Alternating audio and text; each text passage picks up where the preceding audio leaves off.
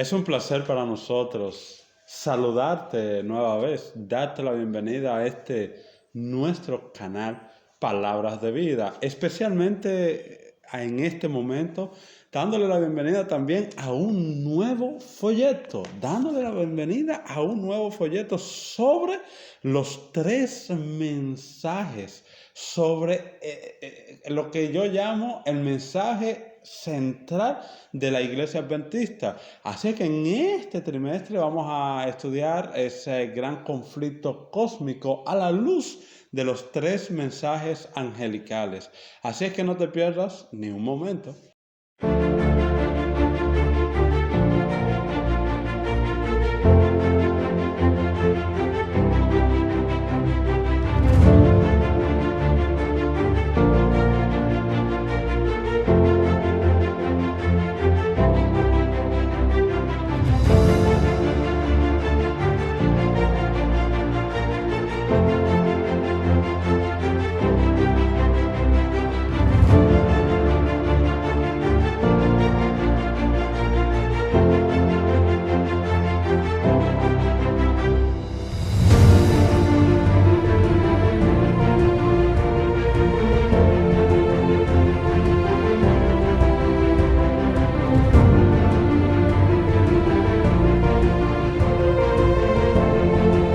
Bendiciones, nuestros amigos, hermanos.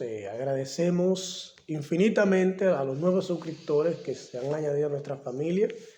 Le pedimos que por favor sigan compartiendo, comentando nuestros contenidos, y también le invitamos a que sigan orando por nosotros en este proyecto que el Señor ha puesto en nuestras manos y que estamos haciendo todo lo que está en nuestra parte para que continúe hacia adelante.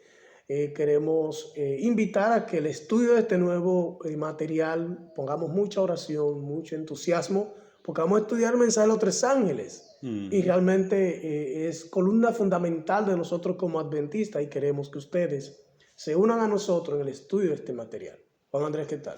Bien, gracias a Dios. Oramos y empezamos. Amén. Oremos entonces. Nuestro Dios, nuestro Padre, pedimos tu bendición, pedimos que estés con nosotros en el estudio de este material. Rogamos que nuestros amigos que nos van a acompañar también puedan ser bendecidos con el estudio y el análisis de esta lección en el nombre de Jesús. Amén. Amén. Amén. Los 3 mensajes cósmicos. Realmente vamos a tener muchos desafíos con esto porque sabemos que el material es limitado. Sí. Y necesitamos tener más profundidad en el estudio de cada lección. Por eso de antemano le decimos a nuestros amigos que vamos a tener comentarios, citas del Espíritu de Profecía y otras cosas que van a estar siendo añadidas al material de Escuela Sabática. O sea que no nos vamos a circunscribir solo al material de Escuela Sabática, No, sino que vamos, ¿verdad?, a buscar qué dice el Espíritu de Profecía, claro. qué hay más profundidad en la Biblia sobre el mismo tema. Exactamente, porque vamos a tratar de que esto se entienda de la mejor manera posible y de las implicaciones que tiene. De las implicaciones Porque que muchas tiene. veces, se lo digo así claramente, el material no es tan objetivo. Ya, no, claro, porque es mucho material, o sea, son temas bastante profundos en pocas palabras. Exacto. Entonces, porque lo que muchas personas deben entender es que esto es una guía de estudio. Exacto. De hecho, lo dice en la parte de adelante. Guía de estudio de la escuela sabática. La idea de esta guía es simplemente darle un panorama, ¿verdad?, al maestro y a los estudiantes. Exacto. Para que ellos desarrollen El tema. puedan desarrollar estos temas. Así Y es. eso es lo que queremos hacer en todas las lecciones de Escuela Sabática que vamos a estar estudiando en este trimestre. Exactamente. Para comenzar así mismo sobre este material que vamos a estar analizando sobre los 3 mensajes angélicos, y es que es la pieza angular de la Iglesia Adventista del Séptimo Día. Sí. Ahora, cabe a suspicacia y a inquietud porque si es la piedra angular de nuestra iglesia, se fomenta tan poco, se conoce tan poco acerca de él. Por eso hacemos el énfasis de que este material le pongamos atención y que vamos a tratar de profundizar lo más que se puede en él. Sí. Porque sin esto nosotros dejaríamos de ser una una distinción entre todas las demás denominaciones de las iglesias protestantes dentro del cristianismo. Sí, y así lo es porque hemos estado estudiando en nuestro hogar, estamos estudiando sobre la historia de la iglesia adventista, nuestros pioneros. Y esto era, como bien lo dice, columna central del mensaje adventista. Razón de ser de nosotros. Razón de ser. Razón de ser. Así es que vamos a estar estudiando eso y vamos a empezar inmediatamente con la lección número 1. La lección número 1 de este sábado se titula Jesús gana, Satanás pierde. Es un título como bastante interesante. Sí. Jesús gana, Satanás pierde. Y es interesante el texto de memoria que se encuentra en el libro de Apocalipsis, capítulo 12, verso 17. Apocalipsis, capítulo 12, verso 17. Y el dragón hizo guerra contra la mujer. Y el dragón hizo guerra contra la mujer. Y fue a hacer guerra contra los descendientes de ella o el remanente de ella. Estos guardan los mandamientos de Dios y tienen el testimonio de Cristo Jesús. Ese es el texto bastante interesante de Apocalipsis capítulo 12, verso 17.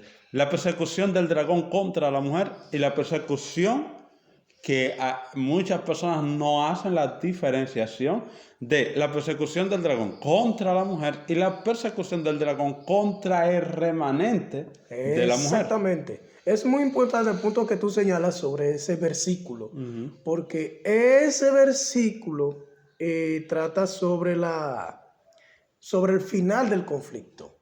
Sobre el final del conflicto. Sobre el final del conflicto. O sea, porque hubo un tiempo donde el dragón persiguió a la mujer y la tierra ayudó a la mujer. Sí. O sea, eso es inclusive ya es una parte que se cumplió dentro de la profecía de las 2300 tardes y mañana, abocando a los 1260 años de que hablaba la profecía, una parte de ella. Ahora bien, esto que señala Apocalipsis es el remanente de la iglesia. Porque lo interesante es que este texto, como bien lo señalas, tiene dos cumplimientos. Exactamente. Y no digo dos cumplimientos repetitivos, sino que en el seno mismo del texto hay una historia que, como bien lo señala, son los 1260 años trabajado en el libro de Daniel, en el libro de Apocalipsis, lo que iba a ser el cuerno pequeño, Daniel 7:25, pero no se queda en la historia de la edad oscura, ¿verdad? Sino que entonces tiene una visión futura que es la persecución contra el remanente actual. Exacto. Con lo que queda de la iglesia. De la iglesia. Con lo que queda. Ahora bien, cuando la Biblia habla de mujer, en el libro de 2 de Corintios, el apóstol Pablo, capítulo 11, versículo 3, habla de que la mujer es la iglesia. Sí. Entonces, y la iglesia cristiana. O sea, ahí no está hablando, cuando habla de la mujer, no habla de la iglesia adventista propiamente dicho, sino de la iglesia cristiana en sentido general, pero que dentro de ese grupo de la iglesia cristiana, dentro de ese movimiento cristiano, sale un residuo, un remanente, que es donde el dragón enfoca sus cañones para hacer la guerra de manera directa. Con lo demás trabaja de manera indirecta, pero con relación a ese remanente trabaja de manera directa, pone sus ojos fijamente en ese remanente y nosotros tenemos que estar claros de la realidad de ese conflicto. Ahora, algo que me gustaría que nuestros amigos entendieran, estamos con la iglesia, ¿verdad? Y el dragón persiguiendo a la iglesia, pero durante el periodo trabajado en esos 1260 años, no tenemos una iglesia definida per se, sino que tenemos una iglesia saliendo de otra, una iglesia saliendo de otra. Pérgamo saliendo, viene Sardis sale. Entonces, ¿cuál es la diferencia real entre la iglesia que está representada por cada uno de esos grupos que va saliendo a nivel de la historia y hasta esa iglesia que llegamos a la iglesia Laodicea, que sigue siendo la iglesia, que sigue siendo esa mujer? ¿Y cuál es la diferencia de eso? ¿Y cuál es la diferencia entonces ahora del remanente. La verdad es que la Odisea es la característica del pueblo cristiano de los últimos días, aunque se aplica también a nosotros como adventistas del séptimo día. La hermana Joya así lo declara en el libro Palabra de Vida y Gran Maestro, testimonio. En el último capítulo precisamente del libro Palabra de Vida y Gran Maestro, ya dice que esa condición se aplica a nosotros también. Entonces, la condición de remanente. de la Odisea. Oh. Ahora, de la Odisea, porque tenemos que conectarlo, porque están los dos. Okay. La Odisea es el periodo espiritual que atraviesa la iglesia al final de la historia. Ahora, de esa condición tibia va a salir, dentro de esa tibieza está un grupo que es el remanente, porque no podemos dividirlo. No podemos dividir la iglesia, ejemplo, la iglesia de la Odisea, que es la última iglesia para el tiempo antes de la venida de Jesús. Exacto. Y el remanente. No lo podemos ligar. Dentro de la Odisea está el remanente. O sea que dentro de la misma iglesia, exacto, a ver si entendemos y entonces entramos a la lección. Exacto. Dentro de la iglesia tenemos una división, aunque no física, pero sí espiritual. Bueno, Jesús lo dijo, exacto, hay trigo y hay cizaña. Hay trigo y hay cizaña. Aunque tenemos una iglesia visible. Exacto. Pero militante, dice la hermana en el libro Testimonios para los Ministros. Una iglesia militante, pero dentro de esa misma iglesia tenemos una iglesia que es una iglesia invisible. Exacto. Que es hasta cierto punto independiente, podríamos decir. Claro. Es hasta cierto punto independiente de todo lo que es una organización. Exacto. Ahí entonces aplica lo que dice Apocalipsis. Aquí están los que guardan los mandamientos de Dios y tienen el testimonio de Jesús. Porque es posible que dentro de la iglesia, porque vemos, para la iglesia per se no dice guarda los mandamientos de Dios y tiene el testimonio de Jesús. Los que tienen esta característica de manera específica es el remanente. Exacto. Por eso la hermana White en el libro Hechos de los Apóstoles, ella dice que la iglesia de los constituyen los miembros fieles. Okay. O sea, ahí es que cabe. ¿Por qué? Porque dentro de nosotros hay gente infiel y gente fiel. No todo adventista es pueblo de Dios. Mira, para hacer la primera lección estamos como esa es la idea, ¿verdad? Y creo que cada lección se pondrá mucho más interesante. No todo adventista es pueblo de Dios. Hay una cita, está en Eventos de los Últimos Días y en otros libros, claro, que dice que no todo el que tiene sus nombres o su nombre inscrito en el libro de la iglesia, no por esto necesariamente su nombre está inscrito en el libro de los cielos. Exactamente, por eso la condición laodicense nos afecta a nosotros por la condición de que todos los adventistas nos creemos que somos pueblo por ser adventistas. No, nosotros somos adventistas pueblo de Dios, porque somos fieles a los 10 mandamientos y al testimonio de Jesucristo. Eso es lo que nos garantiza que somos pueblo de Dios. No pertenecer necesariamente a la denominación, sino cumplir con las características que da la Biblia de quiénes son el pueblo de Dios realmente. Y es bueno resaltar que el testimonio, ¿verdad?, de Jesús es el espíritu de profecía. Y ese espíritu de profecía fue dado a la hermana White, a la señora Elena Harmon de White, y ella ha escrito todo lo que por inspiración del Espíritu Santo, que ahí tendríamos un problema ahora mismo con la gente que no cree en el Espíritu Santo, pero que por inspiración del Espíritu Santo se le fue dado. Exacto. Y eso ahora, que es la profeta de Dios para los últimos días, es lo que entendemos nosotros como adventistas, que tiene como característica remanente de Dios. Exacto. Hacemos todo este preámbulo, por así decir, para que veamos el contexto de la guerra de Satanás con el remanente. O sea, para que veamos que el objetivo de Satanás es que dentro de nosotros no se observen los mandamientos de Dios, ni creamos en el testimonio de Jesucristo, que es el espíritu ¿de qué? De profecía. Por eso yo decía al principio, Satanás trabaja con iglesias de manera indirecta, pero con nosotros trabaja de manera como directa y está enfocado en dos aspectos: en que no guardemos los mandamientos de Dios y que nosotros seamos incrédulos a la manifestación del Espíritu Santo a través del espíritu de profecía. Así mismo es. El domingo, la batalla en el cielo. La batalla en el cielo.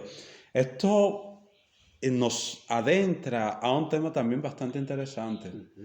Porque muchas personas dicen como en el cielo, donde no había inclinación hacia la maldad, donde no había inclinación. En el cielo habían dos cosas interesantes. No había inclinación a la maldad, ni había tentador. No, O sea que esas son las dos causales que en este momento nos lleva directamente al pecado. Primero, ¿qué tenemos? Hemos nacido con una inclinación hacia lo malo, y no solo hemos nacido con esa inclinación hacia lo malo, que necesitamos vencer eso en el nombre de Jesús, sino también que tenemos un tentador, una persona que nos insta a hacer esto malo. Estas dos condiciones no existían en el cielo, exacto. aunque sí existía una de ellas en la tierra antes del pecado. O sea, con Adán y con Eva no existía la inclinación al pecado, pero existía el tentador. Ya había el tentador. Ya había el tentador. Ahora en el cielo no existía ni el tentador, ni existía tampoco la inclinación Exacto. al pecado. Y ahora se produce esta batalla en el cielo porque de repente nace en el corazón de una persona que está bastante cerca de Dios el deseo de pecar. Eso es un misterio. La hermana White Total. dice que eso es un misterio por las razones que tú dices, porque no había antecedente. No había No antecedente había de esto. antecedente. No había nada que pudiéramos tomar de atrás para que eso fuera.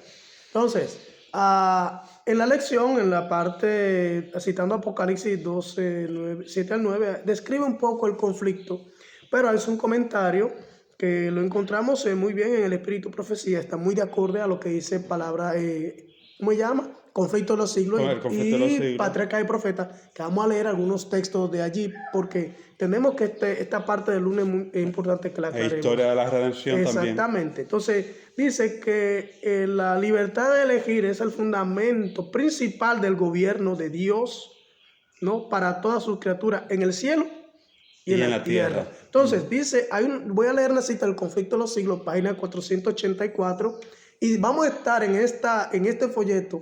Para mí son dos libros que vamos a sacarle mucho provecho a lo que la hermana White reveló en cuanto a la realidad del mensaje del tercer ángel y el inicio de este conflicto. Ella dice: como la ley de amor es el fundamento del gobierno de Dios, la dicha de todos los seres creados dependía de su perfecta armonía con los principios de su justicia.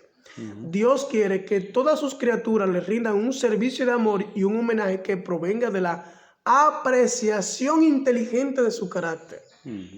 No le agrada la sumisión forzosa y da a todos libertad para que le sirvan voluntariamente. Ahí está el caso de que Satanás, Lucifer, cuando sintió la motivación, podía elegir si acceder o no acceder a eso que lo estaba motivando. Porque Dios Le dio la oportunidad de que él eligiera. que es también lo que dice la parte del folleto del domingo, que está bastante interesante todo el folleto. Dice que el fundamento principal del gobierno de Dios, tanto en el cielo como en la tierra, es la libertad de elección. O sea, tú tienes como nosotros le llamamos, libre albedrío, de decisión, de decidir, porque Dios, como lo expresa también el folleto, no ha creado robot. No. Dios no ha creado algo, que el ser humano está bastante abocado a crear robots. Quiere crear cosas que hagan cosas, que hagan lo que yo quiero que hagan. Pero Dios no maneja su gobierno de esta manera. Así es. Entonces eso es muy claro, eso es importante que esté muy claro, que Dios no va a forzar la voluntad de ninguna de sus criaturas, aún en un contexto de pecado. Aún en un contexto de pecado. Aún en un contexto de pecado. Exactamente. Muy bien, ahora vamos al punto de la batalla, al punto de conflicto. ¿Cómo fue este conflicto? Yo voy a leer también el mismo conflicto de los siglos, lo siguiente.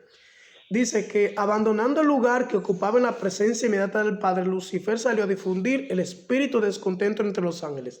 Cuando nosotros pensamos en batalla, nosotros pensamos en asuntos bélicos, ¿no? Con muertes directas, masacres y todo ese tipo de cosas. Pero la batalla espiritual que Satanás comenzó a librar en el cielo no tenía que ver directamente con ese tipo de cosas. Dice que lo primero que él comenzó a hacer fue a distribuir entre las huestes angélicas, fue un espíritu de descontento. Ahora, Sí, ¿cómo inicia el conflicto espiritual? Con descontento. con descontento. O sea, quizás muy pocas veces nosotros nos estamos dando cuenta y por eso hablaba sobre los mandamientos de Dios y el testimonio de Jesucristo, es ese descontento que muchas veces surge de nosotros de serle fiel a Dios. Ujú. ¿No? Ese desánimo. Ese desánimo, ¿no? Que muchas veces surge, dice, obrando con misterioso sigilo y encubriendo durante algún tiempo sus verdaderos fines, bajo una apariencia de respeto hacia Dios, se esforzó en despertar el descontento respecto a las leyes que gobiernan a los seres divinos, insinuando que ellas imponían restricciones innecesarias. ¿Hacia qué fue que Satanás comenzó a desanimar a la gente? La ley. A la ley de Dios. ¿Por qué entonces la Apocalipsis dice que la guerra de Satanás es contra los que guardan los mandamientos de Dios? ¿Pero qué tipo de guerra? Voy a ser muy claro con esto.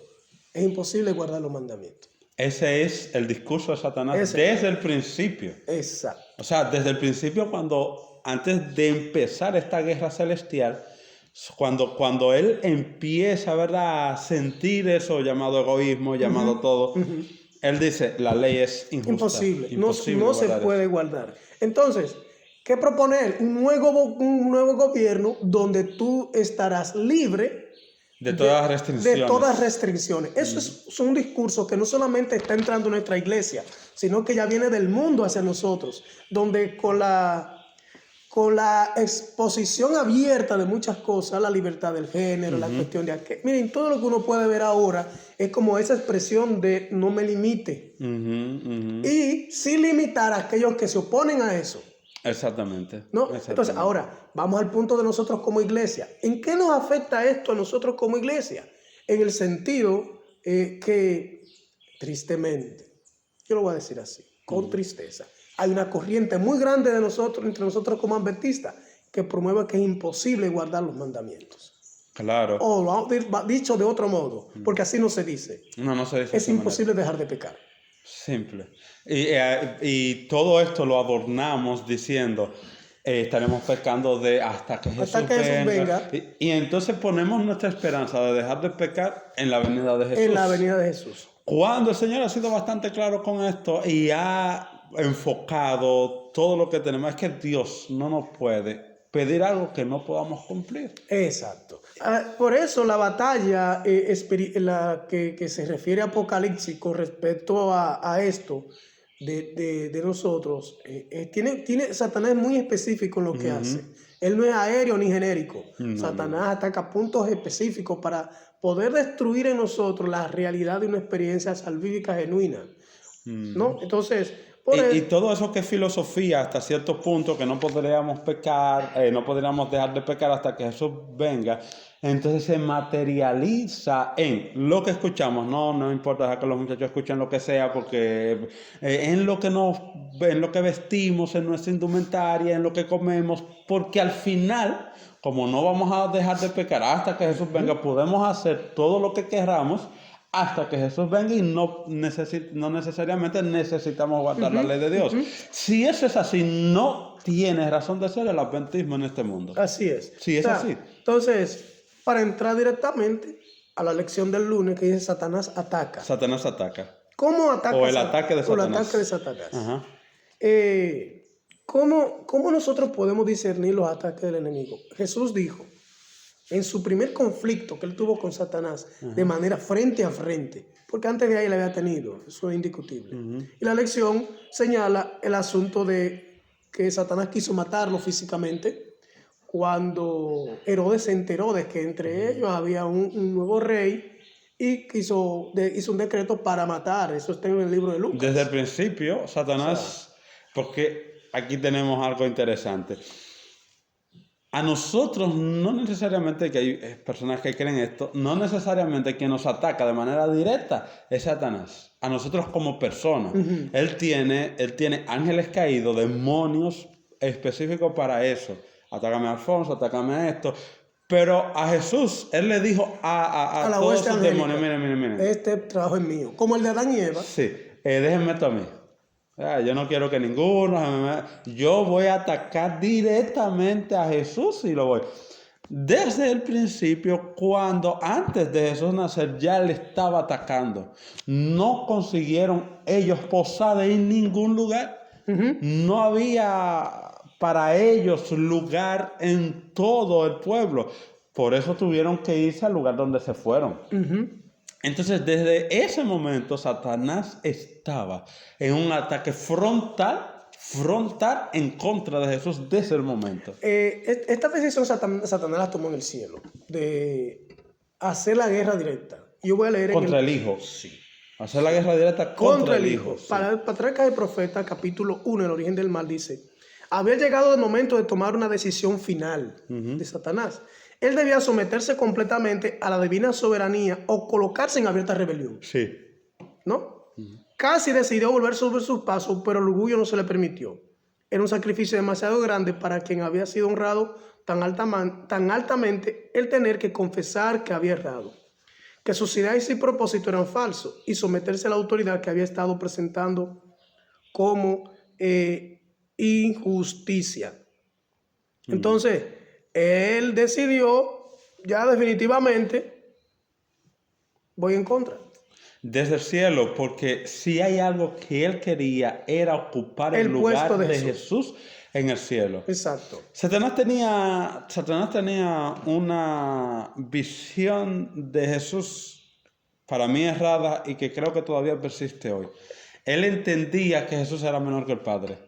Sí. Porque Jesús desde el principio decidió él ser el rostro de la deidad. Entonces, como él era el rostro de la deidad, lo que Satanás de manera quizás supersticiosa decía: bueno, el Padre no podemos llegar porque el Padre está allá y está muy... Pero yo voy a atacar al que se puede ver que es a Jesús. Exacto.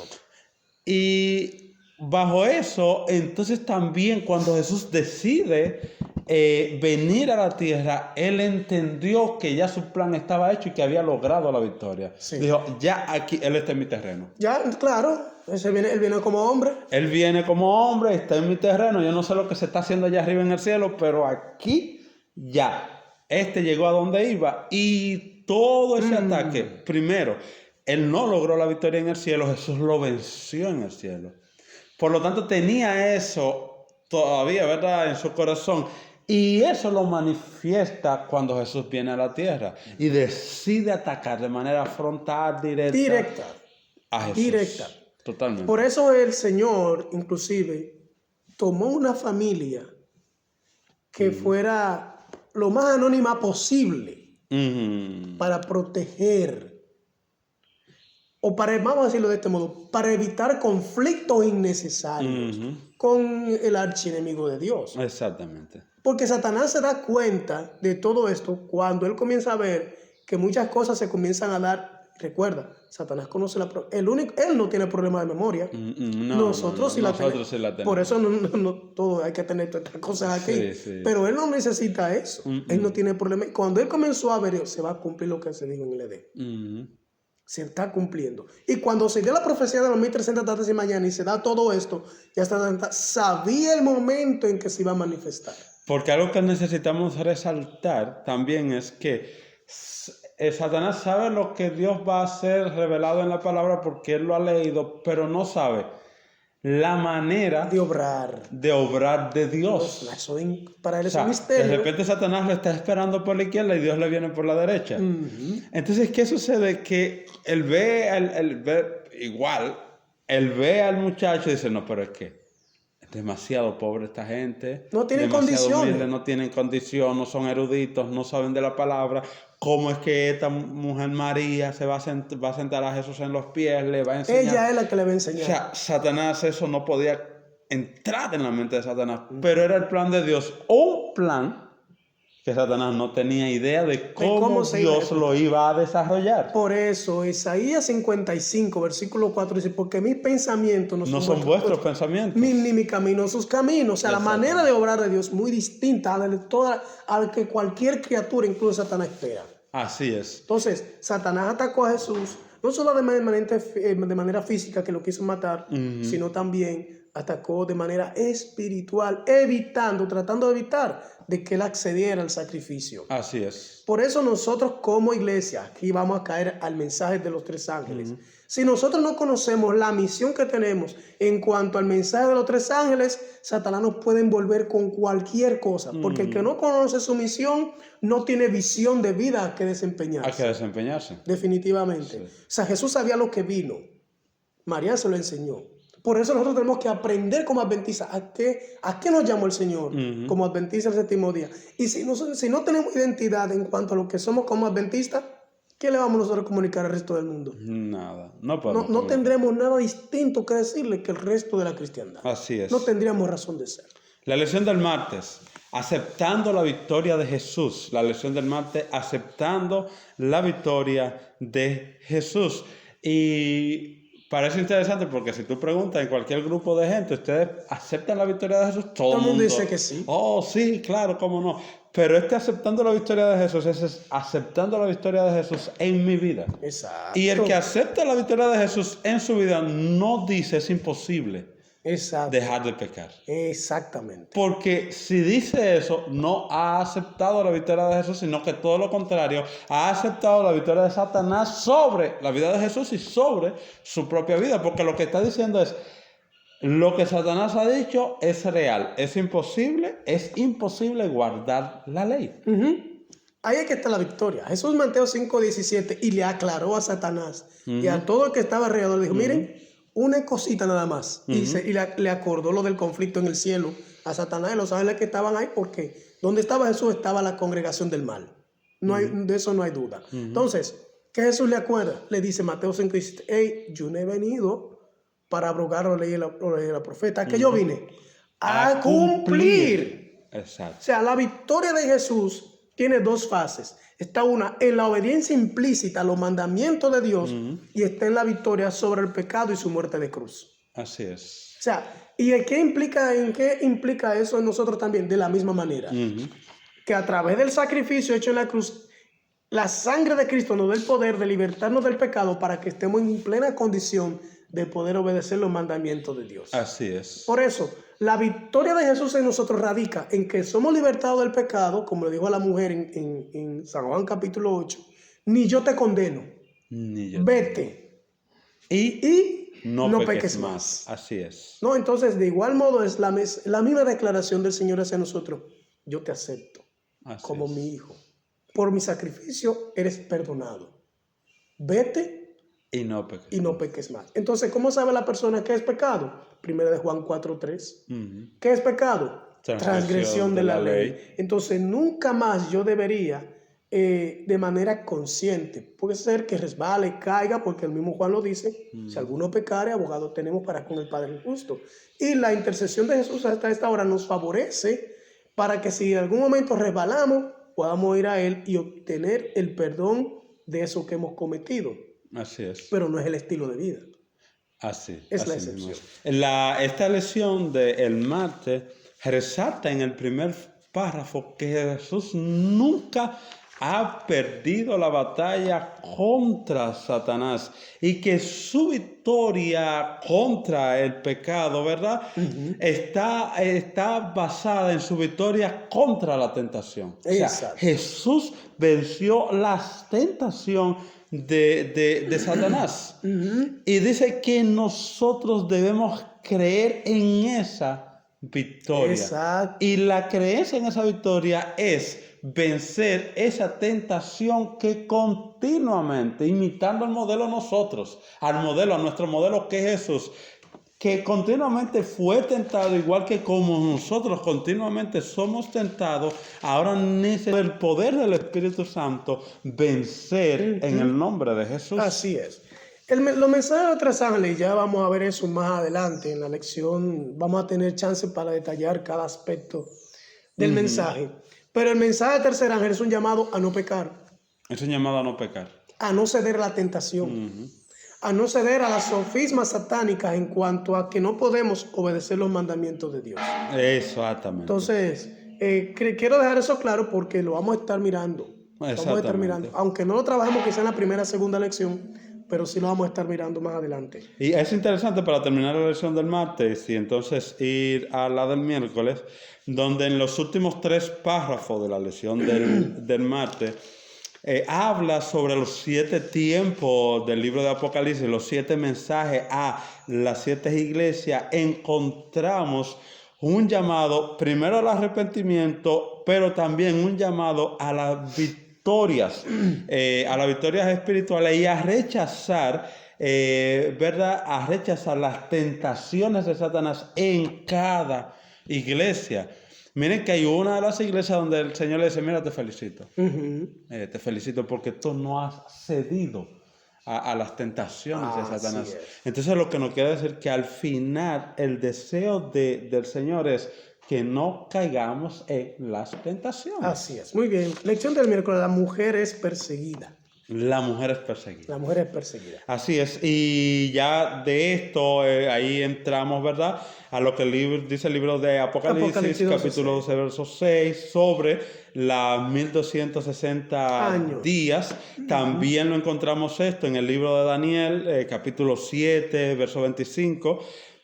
También lo encontramos, tenemos bastante en el libro de Apocalipsis, capítulo 13, verso 5. Tenemos también, ¿verdad? Tú citabas más tarde Números, capítulo 14, verso 34, y Ezequiel, capítulo 4, verso 4 al 6, para detallar que es día por año. Exacto. ¿Verdad? La profecía, y que tanto los 3 años y medio de lo cual habla el libro de Apocalipsis, como de 1260. Exactamente, y también como dice Daniel, tiempos y medio tiempo, se refiere a la misma profecía de la persecución en contra de la iglesia y cómo esto empieza, ¿verdad?, en el año 538 con no solo el surgimiento, sino con la toma del poderío del cuerno pequeño. Exacto. ¿Verdad? Y termina cuando este mismo cuerno pequeño recibe la herida mortal. Una herida mortal en el año 1798. Es una historia que casi todo adventista debería saberlo. Y si no lo sabe, póngase a estudiar. Sí, póngase a estudiar. Entonces, mira, hay un aspecto muy importante en esta lección, y es que, y era lo que hacíamos en la introducción, la persecución que aquí habla no es la persecución final. Aquí, no es la persecución final. No, sino, y quiero ser claro en esto, es el protestantismo huyéndole a la persecución papal. Exactamente. Porque aquí en la lección no lo dice, pero eso fue lo que pasó. Al final eso fue lo que pasó. Eso es pura historia. Exactamente. Entonces es cuando, vamos a decir así, llega desde Europa los primeros protestantes a Estados Unidos. Ahí es que entonces, bueno, ya eso sí, es parte, ¿verdad?, de la profecía, cuando al final, ya finalizando los 1260 años, entonces se crea lo que también está en Apocalipsis capítulo 13, que es la creación de esa nueva nación, de esa nación que nace como cristiana. Protestante. Nace bajo el protestantismo. Bajo el protestantismo. Exactamente, bajo un protestantismo cristiano. Que aparte de ser un protestantismo cristiano, es quien guarda, quien protege el mismo principio que tiene el gobierno de Dios. Libre albedrío, que aquí nadie tiene que imponerle a nadie lo que tiene que creer. Inclusive muchísimos de nosotros como adventistas apoyamos leyes religiosas de parte de los estados. Nosotros no deberíamos apoyar ninguna legislación que vaya a forzar la conciencia de la gente, aunque sea con cosas buenas. Aunque esto nos convenga a nosotros. Aunque nos convenga, exactamente. O sea, para ponerlo claro, si de repente Estados Unidos, República Dominicana, Cuba, cualquier país, Colombia, Venezuela, el Perú, si de repente esta legislación, una legislación gubernamental, obliga a los ciudadanos a guardar el sábado. No. Pero que esto es de manera obligatoria. No cuenta esto con un apoyo bíblico. ¿Por qué no cuenta con un apoyo bíblico? Porque el gobierno de Dios es libre. No puede obligar, no puede forzar al ser humano a guardar uno de esos mandamientos. Esta obediencia a los mandamientos de Dios tiene que ser total y completamente. Asunto de conciencia. La hermana Juan lo dice claramente en el libro de Salud de la Gente. En asunto de conciencia, el alma tiene que ser dejada libre. Totalmente. Por lo tanto, cuando aquí en esto que la tierra abrió la oportunidad a la mujer, está hablando de Estados Unidos, bajo la persecución papal, donde los pilgrims, los primeros peregrinos, llegan a Estados Unidos a vivir una vida conforme a lo que su conciencia le dictaba. Incluso las legislaciones estatales que luego ellos esbozaron a los lugares que llegaron, se hicieron estrictamente para obedecer, tratar de obedecer ese principio de libertad de conciencia. Por eso en Estados Unidos vemos una gran variedad de denominaciones protestantes. Muchas. Es el único país en el mundo que tiene esa variedad de denominaciones protestantes. Tristemente, la profecía dice que este protestantismo va a apostar. Y ha apostado, ¿verdad? Eso que era desde el principio, ¿verdad? Porque también nace Estados Unidos no solo con este libre pensamiento, sino que también nace con un rechazo que se llevaba en las venas de estos que empiezan toda esta nación, ¿no? Tienen un rechazo ante el papado, ante el papismo, porque ellos vienen de sufrir agresiones del papado. Por eso, ay Señor, por eso es que se vio como tan duro que los luteranos volvieran a afiliarse con Roma.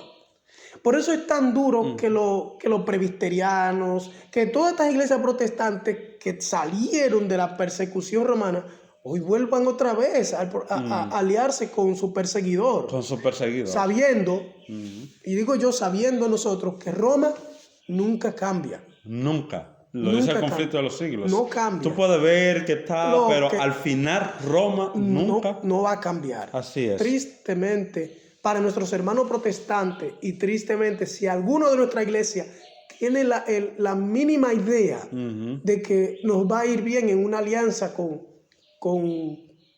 el catolicismo, por así decirlo de manera clara. No lo piense. No. El remanente de Dios en el tiempo del fin. Remanente de Dios en el tiempo del fin. Ya hemos visto, ¿verdad? En la parte del miércoles toda la historia de la iglesia y la persecución que ésta recibió durante los 1260 años. Ahora bien, caemos al remanente de Dios en el tiempo del fin. Si hay algo que Satanás va a atacar, como lo dice bien el libro de Apocalipsis capítulo 12, verso 7, es, como bien ha dicho, es al remanente de Dios en el tiempo del fin. Una de las estrategias que él ha utilizado y le ha dado éxito es introducir entre nosotros ideas raras en cuanto a Dios, en cuanto a la obediencia. Él no nos ataca como quizás nosotros lo esperamos, porque él también sabe utilizar la astucia. Sí. Él sabe utilizar la astucia. O sea, de hecho, por eso el animal que él escogió para atraer a Eva fue una serpiente, lo más hermoso. Él no es un bobo. Él sabe cómo trabajar. Por lo tanto, nosotros como iglesia, te voy a decir esto. ¿Tú sabes por qué a los hermanos que atacan directamente los engaños de Satanás se les llama fanático? Porque atacar eso parece ponerse en contra de algo bueno. Sí.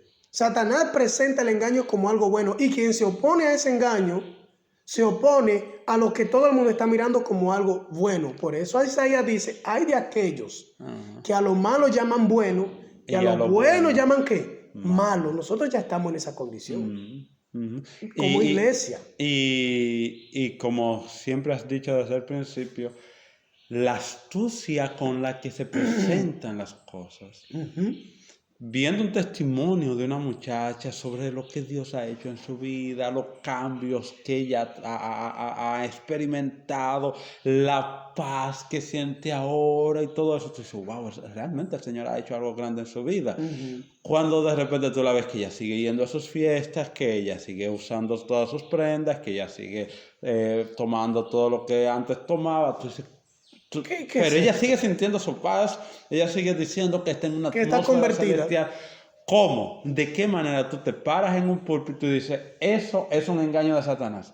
De la manera como ella la está presentando, la misma persona te van a decir, no, pero que ya está sintiendo la paz celestial.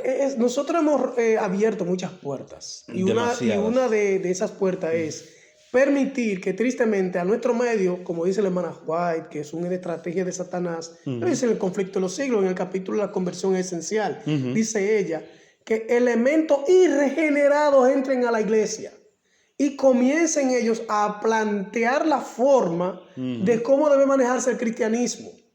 Así es. Y esos elementos irregenerados no solamente son hermanitos conversos que están en los bancos, son pastores, son dirigentes, son personas que han entrado a la iglesia y han comenzado a plantear una forma distinta del cristianismo, no como lo plantea la Biblia, no como lo plantea el Espíritu y Profecía, sino como lo plantean para poder ser aceptos dentro de la sociedad en la que nosotros vivimos. Así es.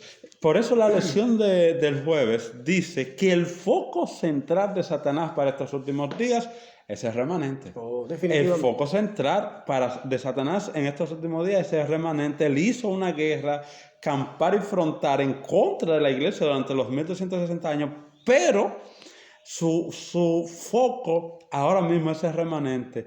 Y ese foco está más intensificado ahora porque es el final de la historia. Ya estamos terminando. Ya, gracias a Dios esto ya lo estamos terminando, ya no vamos a nuestra casa, no vamos a nuestro hogar, que es el reino de los cielos, pero Satanás quiere impedir que la victoria de Jesús sea completa en nuestras vidas. Por eso necesitamos discernimiento en este tiempo, discernimiento muy especial, una entrega más profunda de nuestro corazón al Señor y tener clara la misión y la visión que nosotros tenemos como adventistas del séptimo día y el compromiso que pesa sobre nuestros hombros de dar este mensaje de los tres ángeles a un mundo que perece. Es el último mensaje de misericordia al mundo. Y si es un mensaje de misericordia, es un mensaje que está abocado a llamar a no pecar. No solamente afuera del mundo, sino también a nuestras congregaciones, a nuestros hermanos. El llamado es arrepiéntanse, conviertan en sus pecados y vuélvanse a su Dios. Amén. Dios te bendiga.